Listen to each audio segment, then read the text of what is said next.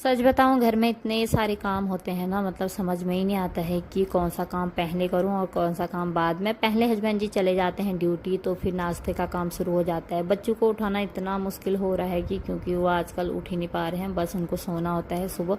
जैसे तैसे मैं उनको उठा लेती हूँ, उनको उठा के नहला धुला के स्कूल भेज देती हूँ। फिर होता है मेरा असली काम।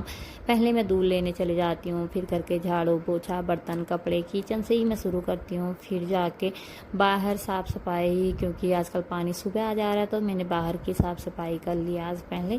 फिर मैं अंदर आई। कल के बर्तन भी ऐसे पड़े थे क्योंकि मैं बहुत ज़्यादा थक गई थी। शाम के टाइम पे मैंने कुछ भी नहीं किया, खाना भी नहीं बनाया क्योंकि कोई खा नहीं रहा था। हस्बैंड जी ने बोला मुझे खाना नहीं है, तो हमने भी बचा हुआ जो भी था हमारे पास वो हम लोगों ने खा लिया, दूध वगैरह पी लिया। फिर रात का टाइम ऐसे ही निकल गया क्योंकि बहुत ज़्यादा गर्मी हो रही थी और मन नहीं कर रहा था खाने का।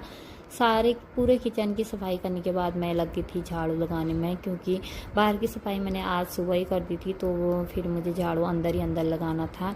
आज टाइम बहुत कम था घर के कामों के लिए, फटाफट से ही करना था मुझे। फिर नहाना भी था, मुझे कहीं जाना होता है तो फिर मैं थोड़े बहुत ही काम करती हूँ या फिर सुबह उठ के जल्दी से कर लेती हूँ। फिर मैंने झाड़ू लगाया और यहाँ पे मैं नहाने चली गई थी। बाकी के सारे काम मैंने सारे नहीं, बस पोछा लगाना मैंने छोड़ दिया था। 2-4 कपड़े थे वो मैं बाद में धो लूँगी, यही सोच के मैं तैयार हो गई और निकल पड़ी अपने काम के लिए। आज के लिए इतना ही, मिलते हैं नेक्स्ट ब्लॉग में। Bye bye.